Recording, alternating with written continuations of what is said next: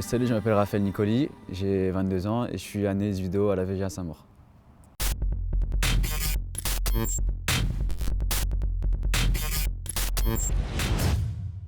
Analyse vidéo, pour résumer, en gros c'est celui qui filme les matchs et les entraînements.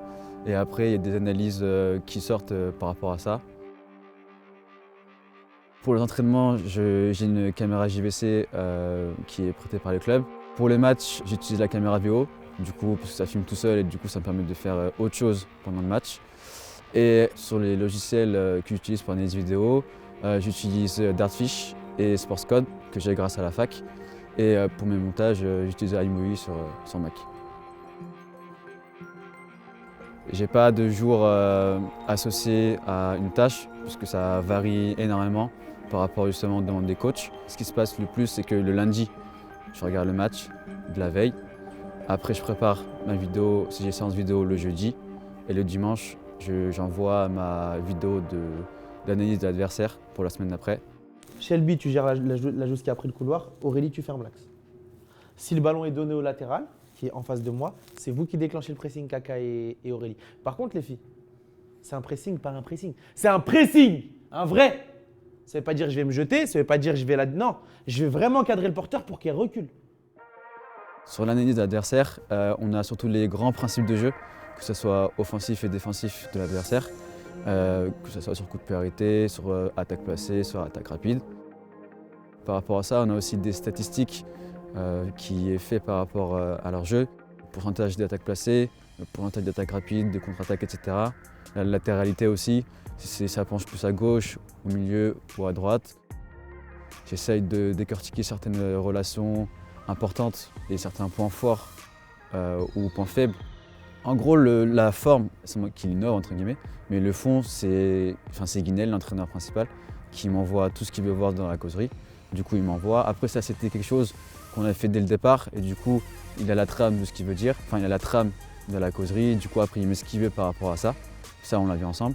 Et du coup, il m'envoie ça le vendredi soir, comme ça pour le dimanche, c'est prêt.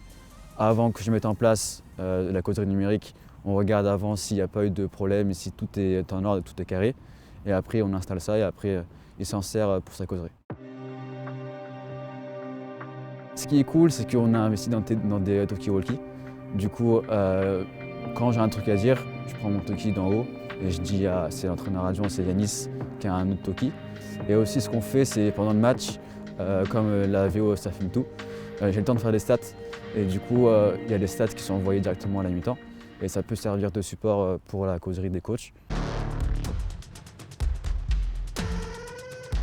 On essaie d'apporter un œil objectif. Après, j'essaie de ne pas rentrer non plus dans le rôle du coach, parce que certes, je mets en œuvre les images, mais je reste analyse vidéo et pas coach. Donc s'il y a par exemple des problèmes tactiques qu'elle rencontre, moi je ne peux pas forcément dire ouais, faut faire ci, il faut faire ça. Je peux l'orienter vers une chose où elle peut s'améliorer, mais sur des points tactiques par exemple, c'est d'être au coach de dire ça. Parce que si moi je dis une chose que eux n'approuvent pas, ça va être compliqué derrière en termes de savoir pour la joueuse.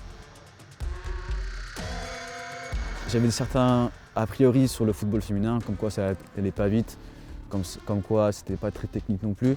Bon, au final, je le vois à chaque match que c'est faux et que justement il y a de très bonnes équipes, notamment en D2 féminine. Je suis à chaque match surpris des niveaux des filles, que ce soit nous ou l'adversaire. Ouais, parce que tu regardes 40 fois les matchs.